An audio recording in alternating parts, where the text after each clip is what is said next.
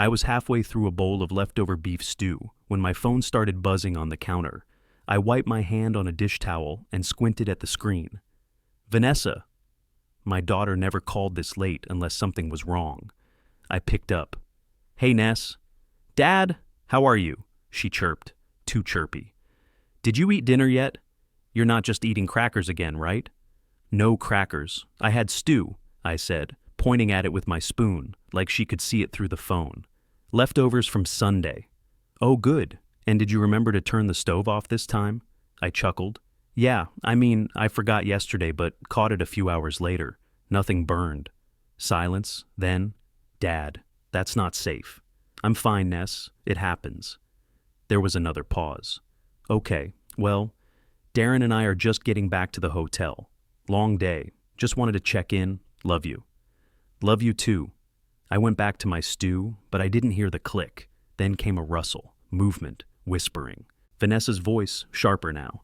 He forgot the stove again. We can't keep putting this off. Darren's voice followed. He's a liability now. We need to get him placed. Sell the house while the market's still high. My stomach dropped. I stopped chewing. Vanessa gave a short laugh. He'll never see it coming. He still thinks we're visiting for Christmas. My ears buzzed. The phone was still on. Darren again. You handle the guilt. I'll handle the papers. Then, click. I stared at the wall. Everything, the spoon in my hand, the stew, the warm kitchen, felt like it was sliding sideways. A liability. That's what I was now? I stood up slowly, my knees popping. Walked to the sink, dumped the rest of the stew. My hands shook just a little. They were planning it, selling my house, dumping me in some old folks' place like I was a used-up appliance, and laughing. I grabbed the edge of the counter to steady myself. That call wasn't a check-in. It was a checkout. And they thought I didn't hear. But I did. I grabbed my phone and set it down face first on the table. I didn't sit. I just stood there, in the middle of the kitchen, listening to the fridge hum. A liability. All right.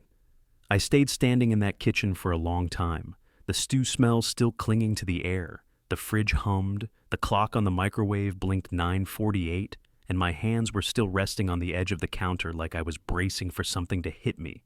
And maybe I was. I didn't cry, not because I didn't want to. I just didn't have it in me. Felt like something caved in, slow and silent, like a support beam giving way inside my chest. I turned off the kitchen light and walked into the living room. The recliner creaked when I dropped into it. I stared at the blank TV. Donna's old Afghan was folded on the armrest, the one she used when we watched shows at night. She always said her toes got cold, even in July. I glanced over at the photo shelf. Our wedding picture was front and center. Donna in that cream lace dress she found on sale at Macy's, smiling like she knew something I didn't. Probably did. Vanessa was in the background of another photo, maybe 10 years old, missing a front tooth, grinning with an armful of Halloween candy. The silence pressed in. I'd worked rail yards most of my life. Long shifts, swing shifts, doubles. I missed birthdays, cookouts, whole weekends of sleep so I could pick up extra hours. My back's still shot from those years. I've had 3 surgeries and still can't stand longer than 20 minutes without pain flaring down my leg. That's how I paid for Vanessa's tuition. 4 years at UC Davis. Business degree. Darren didn't get scholarships either, so I helped him too when they got married. Took out a personal loan to cover their venue and gave him my old truck when his broke down. I'd never asked for anything back. I walked into the hallway, flipping on lights one by one. The carpet was worn in spots. I'd replaced it myself, way back when Donna still walked with a cane. She used to joke that I needed to retire and become a handyman. The bathroom tile, Donna picked that. Took us a month to agree on the color. We laid it down together, crawling around on our knees like we were 20 again. She had bad knees and still helped grout every last piece. I stepped into the spare room, the one with the built-in shelves I'd installed. Now, it was just full of boxes and tools. I opened one of the old filing drawers and pulled out a folder I hadn't looked at in years. Inside, the receipt from Vanessa's wedding caterer, over 12 grand. A co-signed loan agreement for Darren's first landscaping business. Canceled checks from her sorority dues. Bills from her braces, her first car. Stack after stack of what I gave. I held a faded sheet of paper, Donna's handwriting in the margin. Don't forget her housing deposit due Friday, with 3 exclamation points. I could almost hear her voice nagging me. My throat tightened, but I shoved it down. Sat on the edge of the bed and let the weight of it all settle. My hip ached from walking. I'd built this whole damn life, scratched it together from rust and elbow grease and long nights, and all I ever wanted was for her to be safe, to be happy. And now? They were planning to shove me in some nursing home. Call it assisted living, like that would soften it. Sell off the house I poured decades into. Flip it for profit. I stood up, folder still in hand, and walked to the sliding glass door. Outside, the backyard was dark. The shed I built by hand sat under the floodlight. That took me 2 summers. I did it all without help, measuring, sawing, hammering through heat waves and back spasms. I tapped the glass with my knuckle. My reflection stared back. Gray hair, slouched shoulders, worn eyes. A man they thought was too old to notice what was happening. I used to joke with Donna that this house would outlive me, but now I wasn't so sure. I walked back to the recliner and sat down hard. The folder slid onto the coffee table. I stared at it a while. Every page was proof of what I gave up so they could have more. And now they were plotting behind my back like I was already gone. I turned on the lamp beside me, opened the folder again. I flipped through the folder again until I found what I was looking for. A yellowed business card tucked between old tax forms and Donna's will. Gregory S. Hartman, Property and Estate Law. She made me take it when she got sick. Said, "Just in case, Carl. You never know what people will pull after you're gone." I didn't argue with her back then. I just slid it into the folder and forgot about it. Until now. I grabbed my coat and keys. The office was across town, over near Fair Oaks, in a strip of squat buildings with faded signs and cracked parking lots. His name was still on the window, painted in blue block letters. I walked in, and the place smelled like coffee and old books. The receptionist glanced up. "Do you have an appointment?" "No, ma'am, but I've got this." I held up the card. Donna Jenkins was my wife. She gave me a tight smile and said she'd check. 2 minutes later, I was sitting in front of a desk piled with paperwork and law books, across from a guy in his 50s with thinning hair and sleeves rolled up. "Carl Jenkins," he said, shaking my hand. I remember Donna, smart lady, tough as nails. "She was," I said, settling into the leather chair. "She told me to keep your card, thought I'd never need it, but here I am." He sat back. "What's going on?" So I told him. Not every detail, but enough. The phone call, the assisted living talk, the part about them planning to sell the house. He didn't interrupt, just nodded and scribbled a few notes. When I finished, he opened a file on his computer and typed a few things in. "All right. First things first. You own the property outright, correct?" "Yes, sir. Paid off the mortgage 10 years ago. Title's in my name." He leaned forward. "Then legally, your daughter and her husband can't do a damn thing with that house. They can't sell it, rent it, or move you out without your consent." That settled into my chest like concrete. The good kind. The kind that holds things up. "What if I want to sell it?" I asked. Greg raised his eyebrows. "You serious?" "Dead serious." "Well," he said, pulling a drawer open, "in this market, with a clean title and no liens, you could move it quick. Especially if you're open to cash buyers." He handed me a sheet with a list of names. "I trust these folks, real estate agents, brokers, couple of fast buyers, no games, no lowballs, you'll get a fair deal." I looked down at the paper. My hands were steady. "You sure you're ready to let the place go?" he asked. "I built half of it with my own damn hands," I said, "but I'm not handing it over to people who see me as a dollar sign." Greg nodded. "That's the right kind of anger, Carl. Just make sure it stays smart." "Oh, it will." I stood up, folded the paper, and tucked it in my wallet. "Anything else I should know?" I asked. He gave a small shrug. "Just don't tell them anything until the deal's done. Legally, they can't stop you, but they can sure try to make noise." I shook his hand. "Appreciate your time." "Tell Donna I said thanks," he said, then corrected himself. "I mean, you know what I mean." I did. When I stepped outside, the sun hit my face. Not warm exactly, but sharp, like it was cutting through the fog. I got into my truck, slammed the door, and sat there for a second. Then I turned the key. For the first time in a long while, I felt like the one behind the wheel. I parked back in my driveway and just sat there for a minute, staring at the front of the house. Paint was faded on the trim, Shingles needed patching, porch light flickered when it rained. But to them, it was 3 bedrooms, 2 baths, clean title, corner lot in a market climbing every damn week.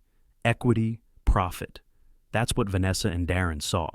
I stepped inside, shut the door, and looked around like it wasn't mine anymore. The living room felt different already. They probably pictured knocking down the divider wall to make it open concept. Maybe ripping out the old carpet and laying down whatever gray wood plank crap was trendy now. But I remembered laying that carpet myself while Donna sat on the couch folding laundry, coaching me through the corners with a how-to manual in her lap. Took me 3 days. My knees were black and blue. I walked down the hallway. My hand dragged across the wall, stopping at the dent near the bathroom door. Vanessa's old soccer trophy left a chip in the paint when she was 11. She cried like it was the end of the world. I told her, "We'll patch it when you make varsity." Never did patch it. They probably didn't even remember. I stepped into the kitchen and leaned against the counter. Donna picked out that tile. We argued about the damn color for weeks. She wanted seafoam green. I thought it looked like toothpaste. We settled on pale blue. I laid every one of those tiles with a sore back and a stiff neck after working doubles in the yard. Could barely stand straight at the end of each night. The back door creaked when I opened it. Sunlight spilled over the yard. There was the shed, still standing, still solid. Donna used to sit out there on a folding chair with her gardening gloves, humming while she pulled weeds. And that tree in the corner, the big oak, I planted it the year Vanessa was born. We took her prom pictures out here. She stood under that same tree in a pale pink dress, spinning for the camera like she didn't have a care in the world. I stood there, letting it all settle in my chest, then muttered out loud, "They want to gut it and flip it." That's all it was to them, a stepping stone. Down payment on something bigger in Granite Bay or Folsom, backyard pool, HOA rules, the whole show-off lifestyle they thought they deserved. I went back inside, grabbed the list Greg gave me, and dialed the first name. She picked up on the second ring. Jody Marsh. "Hi, Jody. My name's Carl Jenkins. Greg Hartman gave me your number. Said you're the one to call if I'm looking to move a house fast." "You looking to get rid of it clean and quick?" she asked. "I'm looking to burn the bridge behind me," I said. She gave a short laugh. "Then I'm your girl." I liked her already. We set up a meeting for the next morning. I gave her the address and told her the house was clean, titles clear, and I was ready. After I hung up, I looked around again. The house didn't feel heavy anymore. It felt like something I could let go of. This place used to be my whole world. But now, it was just a trophy my daughter thought she'd inherit early. Screw that. I grabbed the legal pad off the counter and started jotting down what I'd need to keep, what to sell, and what to pack. I wasn't just thinking about the sale anymore. I was thinking about the exit. I was out on the porch the next morning when Jody pulled up in a white SUV, sunglasses on, business casual, clipboard already in hand. She stepped out like she'd been here 100 times before, like she didn't need convincing. "Nice place," she said, giving the exterior a once-over. "Definitely got potential. You said it's paid off?" "Yeah, no liens, no second mortgage, just me on the title." "Perfect," she said. "Let's take a walk." I held the door open and let her in. She moved through the house fast but sharp, checking baseboards, peeking into closets, eyeing the ceiling lines. "This carpet's dated but clean," she said. "Kitchen's old school, but the tile's solid. You've kept it up." "I did all the maintenance myself," I said. "Never trusted contractors." She smirked. "You'd be surprised how rare that is." We stepped into the backyard. She scanned the shed, the lawn, the tree line, nodded to herself like she was already mentally listing it. "What do you think?" I asked. She turned to me, shades pulled down just enough to look me in the eye. "This house? In this zip code? If we skip open houses and go through my private buyer group, investors and relocators, I can probably get you 860, maybe more. All cash, fast close." "How fast?" "1 week if we start paperwork today." I didn't even blink. "Let's do it." She paused. "No hesitation?" "None." "All right then," she said, clicking her pen. "You want full discretion on this?" "You mean no sign in the yard, no heads up to family?" I nodded. "Exactly that." "Got it," she said. "I've done this before." She pulled a listing packet from her bag and spread it across the dining table. Disclosures, listing agreement, some boilerplate. She walked me through everything, fast but clear. As I signed the first batch, she looked over my shoulder and said, "You're serious about cutting ties, huh?" I didn't look up.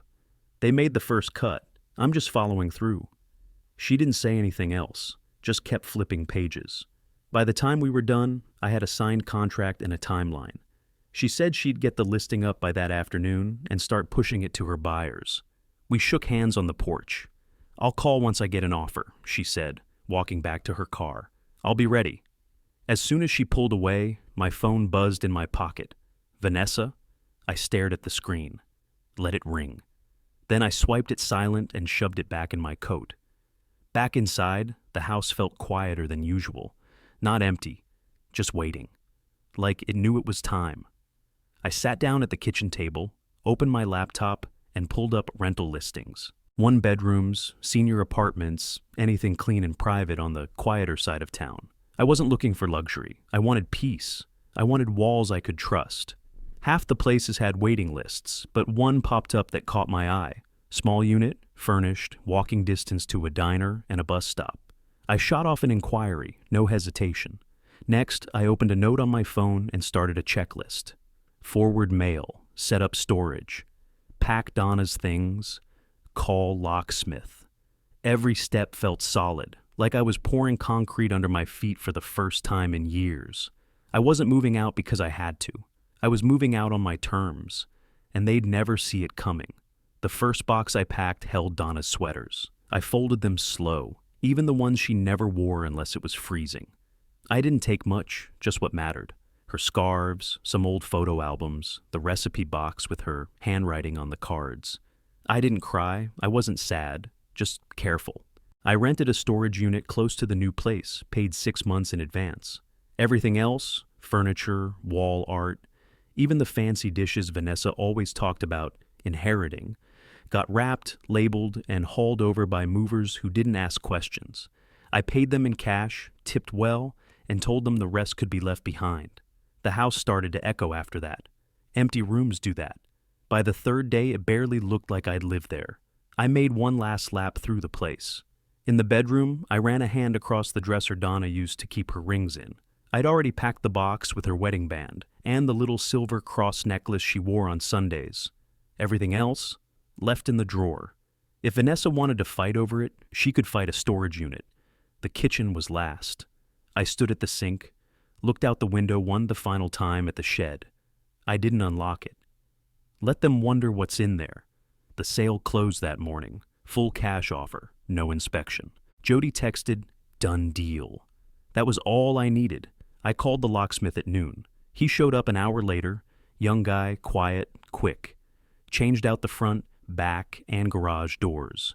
Handed me the new keys, no questions. Then I grabbed the envelope I'd written 2 nights earlier. I stuck it to the front door with a strip of packing tape, dead center where they couldn't miss it. Vanessa and Darren read this. Inside, I kept it short. I heard everything. I sold the house. Your stuff's in unit number 514 at Reliable Storage off Hazel Avenue. Lease paid through the end of next month. You have 30 days to get it. Don't contact me. I signed it Dad. Nothing more. Then I pulled out the little security cam I bought online, stuck it just above the door frame. Battery-powered, motion-triggered, with a live stream app already running on my phone. Last thing I did before leaving was walk through the hallway one more time. No looking back, no second guessing. I pulled into the parking lot of the senior apartment complex just after 4. Beige building, quiet neighbors, a front office that smelled like lemon cleaner. The unit was clean and simple. Furnished couch, decent bed, little balcony. That's all I needed. I carried in the boxes myself. Took 2 trips. No photos on the walls yet, but Donna's were out. One on the nightstand, one by the kitchen. I sat on the couch, opened my laptop, and checked the camera feed. Nothing yet. Just a still image of the empty porch. The silence felt different there. Not heavy. Just quiet. For the first time in years, I didn't have to wait for someone to ask me how I was doing while secretly planning to cash me in. I put my phone on the charger and sat back. The place was warm, smelled like fresh paint. I closed my eyes and let myself breathe. Now it was just a matter of time. Let them come home. Let them try the keys. I'd be watching. The alert hit my phone just after 6. Motion detected. I was in my apartment, finishing a microwave dinner, watching the news on mute. I wiped my hands on a paper towel and tapped the notification. The live feed opened. Vanessa's SUV rolled up slow into the driveway. Passenger door popped open, and Darren stepped out first in a polo shirt and flip-flops, like he was rolling back from a golf weekend instead of plotting my exile. Vanessa followed, designer sunglasses on, dragging a suitcase with one hand and holding her phone in the other. They looked comfortable, entitled, like they still thought they were coming home. I turned the volume up. Vanessa walked up the steps and went straight to the front door like she owned the place. She stuck her key in and tried turning it. Nothing. She tried again, then rattled the knob. "Darren?" she called out, already annoyed. "The key's not working." He rolled his eyes and walked over. "You're doing it wrong." She stepped aside and crossed her arms. Darren tried his copy. Jiggle, push, nothing. "Did he put the chain on or something?" he said, kneeling down to look at the lock. "No, it's not even turning. It's a different lock." They stared at each other for a second. Then Vanessa's voice dropped. "Why would he change the locks?" "You're asking me?" Darren said. She turned toward the side yard. "Try the back." They both disappeared off camera. I waited, switched to the second cam feed just in time to see Darren pushing on the sliding glass door. Locked. He rattled the handle like that would magically fix it. "This is insane," Vanessa muttered. "He knows we're back today." Darren muttered something I couldn't catch. Then Vanessa crouched down, checked the kitchen window, and gave it a push. It slid open. I shook my head, watching her hand snake inside and unlatch it. They climbed through like burglars. The feed switched back to the front as the door creaked open from the inside. They stepped out and saw the envelope taped dead center. Vanessa froze. Darren pulled it down and ripped it open. He read the first line out loud. "I heard everything." His face changed. That arrogant calm dropped right off. Vanessa grabbed the paper. "What do you mean he heard?" She scanned it, her lips moving. Then her mouth dropped open. "Oh my God, he sold the house." No, he wouldn't." Darren snatched it back and read it again, faster this time. 30 days, storage unit, don't contact me." "Is this a joke?" she said, voice going high. "Tell me this is a joke." Darren looked around the empty room behind them. Bare floors, no furniture, walls stripped clean. His jaw clenched. "It's not a joke." "He can't do this," Vanessa shouted. "This was supposed to be ours." "It was never ours," Darren snapped. "You said it was under control." "It was until you started pushing the damn assisted living crap. I told you to wait." He turned on her. "You were in on it too." "Don't act like you were innocent. I didn't think he'd hear us. And I didn't think he'd grow a spine." They stood in the doorway, yelling now, both holding the same sheet of paper like it might change if they read it enough times. Vanessa's voice cracked. "We don't have a place lined up yet. You said we could move in here while we figured it out." "We were going to flip it. That was the whole damn plan." She spun around, pacing. "You used him. You promised this would be easy." "Oh, like you didn't laugh behind his back too. Don't pretend now." I watched them unravel in real time, the panic setting in. The realization. There was no backup plan, no welcome home, just an empty house and a man they underestimated. Vanessa sat down hard on the step, rubbing her face. "What are we gonna do?" Darren was quiet, just stood there staring out at the driveway like the answer might show up in the rearview mirror. I muted the feed and let the image sit there. Two people who thought they were clever, who thought I'd roll over and wait to be discarded. They got greedy. They got sloppy. And now, they got nothing. I sat there watching them argue on my phone, reclined in a chair that wasn't mine, in an apartment that didn't smell like history. No one talked over the hum of the fridge. No one reminded me to check the stove. No one called me a liability. Darren was pacing the front walk now, waving his arms, shouting something I couldn't hear anymore. I'd muted the feed, but I didn't need audio. His face said enough. Vanessa was still sitting on the step, hands in her hair, rocking slightly like the weight of it was just starting to land. I watched her mouth move, then his. She pointed at him. He pointed right back. Blame tossed back and forth like a grenade with the pin already pulled. I let it play for another minute, then closed the stream. The screen went black. I set the phone down face up on the end table beside Donna's photo. She was smiling in that picture, taken on our 25th anniversary, wearing that ugly floral blouse she refused to throw out. Said it was comfortable. "You were right," I said to her, "about everything." I got up, walked over to the little kitchen, and opened the cabinet above the fridge, pulled down the bottle of Glenlivet, Donna's favorite. We used to split one finger each on Friday nights. I poured a glass, sat back down, held it up toward the photo. "To you," I said, "and to seeing things clear, finally." The scotch burned going down, just the way she liked it. Said it reminded her she was still breathing. My phone buzzed again. Unknown number. I didn't have to guess. I opened the lock screen and saw the preview. "Dad, please, just talk to me." I deleted it, not even a pause. That door was closed. She was grown. She made her play. She chose her side, and I was done being anyone's fool. I stood up, glass still in hand, and stepped out onto the balcony. The evening air was cool but not cold. Trees across the lot were lit with that soft amber glow from the street lamps. Someone downstairs was playing a radio. Nothing loud, just faint music drifting up like a background I didn't ask for but didn't mind. I leaned on the railing and let the silence settle. It didn't feel empty. It felt earned. I thought about all the years since Donna passed, how quiet used to feel like a punishment, like something was missing every second. But now it just felt quiet, clean. I wasn't the one who forgot what family means. I was the one who finally remembered what self-respect looks like, and I wasn't going back. The next morning, I walked down to the community center 3 blocks from my new place. Tan building, green trim, nothing fancy. Little hand-painted sign near the door read, "Senior Programs, all welcome." Inside, a lady behind the front desk looked up and smiled. "You new around here?" "Yeah," I said.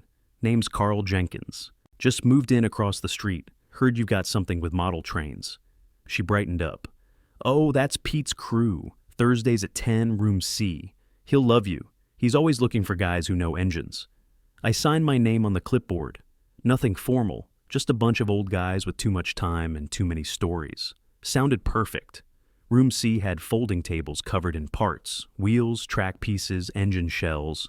Smelled like solder and coffee. Pete stood up when I walked in. Stocky guy, white beard, suspenders, big grin. "You must be Carl," he said, shaking my hand with both of his. "Heard we had a new wrench turner coming in." "I used to work the rails," I said. "Mostly diesel. Did some restoration before I retired." "Oh, we're gonna get along just fine," he said, slapping me on the back. We talked for over an hour, everything from track gauges to the best way to clean oxidation off copper wiring. At one point, he leaned in and said, "You free Saturdays? We do breakfast." Greasy Spoon down the road, just a bunch of us pretending we're still 25. "I'll be there," I said without thinking, and I meant it. That afternoon, I walked over to a small bank near the grocery store and opened a new account. Nothing flashy, no apps, no overdraft games, just a clean place to park the money from the house. I told the banker, a quiet guy named Lewis, that I wanted full control, no joint access, no paper statements mailed out. He asked if I needed help setting up fraud alerts and multi-step verification. "You bet I do," I said. "Lock it down tight." Back at the apartment, I made coffee and opened a fresh notepad, titled the first page, "To Do, Not for Anyone Else." I listed small stuff. Join the breakfast group. Buy a decent radio. Maybe get a dog once I settled in. For the first time in a long damn while, my life wasn't about them. Wasn't about sacrificing every damn thing so someone else could stand taller. I was starting over, quietly, no announcements. No apologies, no regrets. Just me. The email came through just before noon. Confirmation from the storage company that unit number 514 had been emptied. Signature on file. Vanessa L. Palmer. No note, no call, just done. I closed the laptop and poured myself a fresh cup of coffee. 5 minutes later, the mail slipped through the slot in my door. Mixed in with a few grocery flyers and a catalog I never signed up for was a small white envelope. No return address, just my name in that tight, familiar handwriting. Vanessa. I sat down, stared at it a second. Then I opened it. The first line hit hard. "You blindsided us. You humiliated us, she went on, page after page of blame, twisting herself into the victim. Darren had nothing to fall back on. They were financially exposed. She couldn't believe I'd betray her like that. Betray her. Not one line about the call, not one word about how they planned to toss me out like old furniture. Just bitterness, entitlement. A closing sentence that read like a threat. I hope you realize what you've done to this family. I folded the letter in half, then again, and slid it straight into the trash. I didn't need a response. That chapter was already closed. That evening, I brought my coffee out to the balcony and sank into the old chair I'd picked up at a thrift store. The sun was dropping slow behind the trees, painting the sky in streaks of gold and pink. I took a sip and let the quiet settle in. No yelling, no guilt trips, no pretending. Donna's photo sat beside me on the little side table. I glanced at it, raised my mug. To peace, I said. This place wasn't big, wasn't fancy, but it was mine. Bought with dignity, paid for in full by finally drawing a line. I might have lost a daughter in all this, but I didn't lose myself. Turns out I wasn't the one who forgot what family means.